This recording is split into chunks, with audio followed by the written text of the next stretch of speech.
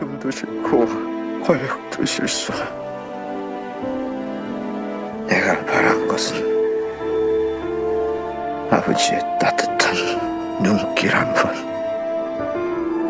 다정한 말 한마디였소. 영조는 첫 아들인 효장세자를 잃고 나이 42살에 처음 얻게 된 아들 사도세자에 대한 사랑은 뭘 해도 예쁠 만큼 아주 각별했기에 돌이 되자 왕세자에 책봉을 합니다. 사도세자는 3살 때 천자문을 외우고 글까지 썼으니 신하들은 너도 나도 친필글씨를 가져가려 할 만큼 영특했습니다. 부디 만수무강 하소서. 영조는 자신이 꿈꾸는 완벽한 상의 왕으로 사도세자를 키우고 싶어 했습니다. 그래서 일찍이 왕세자로 책봉했던 것인데 이것이 사도세자의 비극의 시작이었던 거죠. 엄마랑 같이 자면 안 돼? 세자는 따로 자는 법입니다. 사도세자가 왕세자가 되면서 생모와 떨어져 동궁전에 살게 되었습니다. 과거에 경종을 모시던 궁인들이 사도세자의 시중을 들었고 궁인들은 미천한 출신의 세자의 생모를 헐뜯고 업신여겼으며 세자는 어머니의 손길 한번 제대로 느껴보지 못한 채 자랐습니다. 미천한 무술이 출신의 뱃속에서 나온 영조는 서러움과 여러 생명의 위협을 겪으면서 믿을 건 오로지 자신밖에 없다는 걸 깨닫고 완벽주의자가 되려 했고 사도세자도 그렇게 완벽한 왕으로 만들기 위해 엄격하게 키우려 했습니다. 하지만 사도세자는 영조와의 바람과는 달리 학문보다는 무예, 잡기에 더 관심이 많았습니다. 영조는 이런 세자를 탐탁치 않아 했습니다. 세자는 장차 임금이 될 나라의 뿌리가 아니더냐.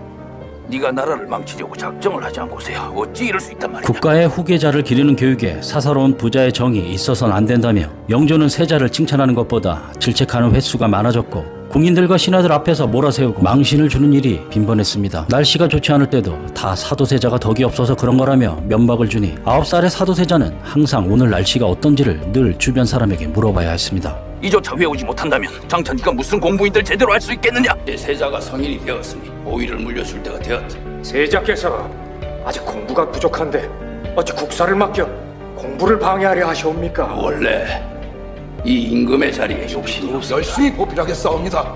전하, 전교를 거두어 주시옵소서. 이처럼 영조는 툭하면 왕위를 넘기겠다며 선의파동을 일으켜 신하들의 의중을 파악했습니다. 52년간 8번의 선의파동을 일으켰지만 결국 그는 사도세자가 죽은 뒤 14년을 더 왕위에 있었습니다. 잘하자. 자식이 잘해야 애비가 산다. 사도세자가 15세 때 대리청정이 시작되었습니다. 세자의 병세가 이때부터 심각해졌다고 합니다. 너는 이 애비가 조정의 화합을 위해 평생을 바쳐 이룬 탕평을 단 하루 만에 네 마음대로 옮기면 내 입장이 뭐가 돼? 어찌하오리까? 그만한 일을 혼자 결단치 못하고 나를 번거롭게 하다니 대리시킨 보람이 없다. 영조는 사도세자에게 대리청정을 시키면서 자신은 그냥 앉아서 지켜만 보겠노라고 말했지만 어떤 결단을 내리면 자신과 상의 없이 결정했다고 면박을 주고 결단을 내리지 못한 채 본인에게 물어보면 어찌 그런 일도 스스로 결단하지 못하냐며 면박을 주었습니다. 진짜 돌아버릴 일이었죠. 영조는 세자를 사사건건 간섭하고 몰아세우고 망신을 주고 결국은 그냥 자기가 하고 싶은 대로 일을 처리했습니다. 이에 사도세자는 눈물을 흘리다 혼절하고 궁인들에게 실려 나가기가 수차례였고 신하들은 보다 못해 그만 좀 세자를 구박하라고 영조에게 항의를 하기도 했습니다. 세자는 점점 영조만 보면 저절로 주눅이 들었고 질문을 하면 알고 있는 답도 막상 다그치니 우물쭈물하였습니다. 말이 대리청정이었지 실상은 영조의 꼭두각시일 뿐이었습니다. 한중록에는 영조의 편집증적인 모습이 기록되어 있습니다. 불길한 얘기를 나누거나 들을 때에는 양치질을 하고 귀를 씻었고 자기가 보기 싫은 걸 보면 눈을 씻었다. 좋은 일과 나쁜 일을 할 때 출입하는 문을 각각 달리했다. 한 번은 영조가 사도세자에게 밥은 먹었느냐라고 묻자 사도세자가 네라고 대답하니 사도세자가 보는 앞에서 귀를 씻었습니다. 이때의 아들인 사도세자는 어떤 감정을 느꼈을까요? 너 같은 인간을 자식이랍시고 세자로 세운 내 잘못이야. 사도세자가 홍역을 심하게 앓은 적이 있었습니다. 이때 영조는 사도세자가 대리청정을 못했다는 이유로 눈내리는 한겨울에 3일 동안 석고대제를 하게 했습니다. 그리고 유일하게 마음을 나누던 누이인 화엽옹주가 사망한 2주도 안 되어 또 영조는 다시 왕을 물려주겠노라며 선의파동을 일으켰고 사도세자는 누이 잃은 슬픔과 홍역으로 만신창이가 된 몸을 이끌고 또 눈밭에서 10일간 석고대제를 하였습니다. 영조는 진심이 느껴지지 않는다며 자신이 시를 읽는 동안 세자가 눈물을 흘리면 효성이 있다는 걸로 판단하고 명을 거두겠다고 했고 이에 사도세자는 사도세자는 애써 눈물을 흘렸습니다. 그럼에도 불구하고 영조는 석고대자가 진심이 아니라고 화를 냈고 사도세자는 결국 이마를 바닥에 수차례 내려찍어 얼굴이 피투성이가 되었습니다. 영조는 매년 1월 21일 사도세자의 생일이 되면 신하들을 불러 모은 후 사도세자를 세워놓고 면박을 줬습니다. 생일 때마다 생일상은커녕 영조에게 욕만 들어먹으니 세자는 생일날마저도 늘 불안해했습니다. 정신질환이 심해진 사도세자는 동궁전을 벗어나 음식을 만들던 곳인 밭소주방에 나와 자주 멍하니 서 있곤 했습니다. 이곳이 유일하게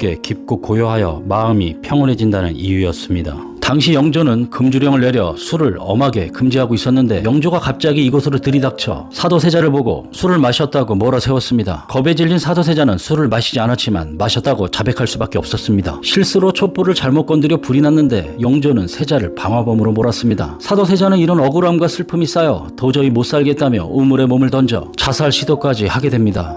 여름 가뭄이 심하면 영조는 이것 역시 모두 다 세자 때문이라고 욕을 했습니다. 사도세자는 옷 입기를 어려워하는 강박증인 의대증에 걸렸습니다. 옷을 입으면 영조에게 가서 질책을 들어야 하는데 그러한 상황이 계속되니 아예 옷 입는 것 자체를 두려워했습니다. 사도세자의 병세는 종이에 물이 젖듯 서서히 번져갔습니다. 가학증이 심해져 툭하면 내인들을 구타하더니 급기야 사람을 죽이기에 이르렀던 거죠. 1757년 6월에 화증이 심해지셔서 사람을 죽이기 시작하시더니 장번내관 김한채를 죽이셔서 그 머리를 들고 내인들에게 둘러보이시니 세자가 죽인 중간 내인 노속이 거의 100여 명에 이르고 낙형 등이 참혹하고 잔인한 모양이 말로 할 수 없다. 자기 마음을 다스리지 못해 마침내 미치기에 이르고 말았도다. 사도세자도 자신이 정신병을 앓고 있다는 것을 잘 알고 있어 장인에게 정신병에 걸린 것을 한탄했습니다. 나는 원래 남모르는 오라의 증세가 있는데다 지금 또 더위를 먹은 가운데 임금을 모시고 나오니 긴장돼 열은 높고 우울증은 극도로 달해 답답하기가 미칠 듯합니다. 세자가 죽기 며칠 동안 광증은 더욱 심해졌고 밤중에 칼을 들고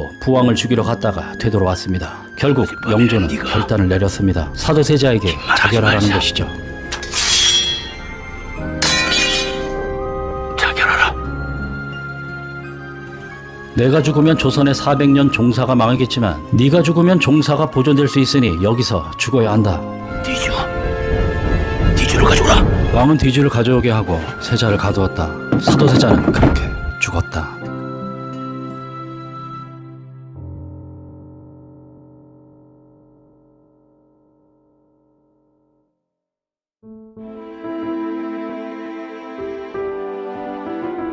나는 임금도 싫고 권력도 싫소. 내가 바란 것은 아버지의 따뜻한 눈길 한 번, 다정한 말 한마디였소.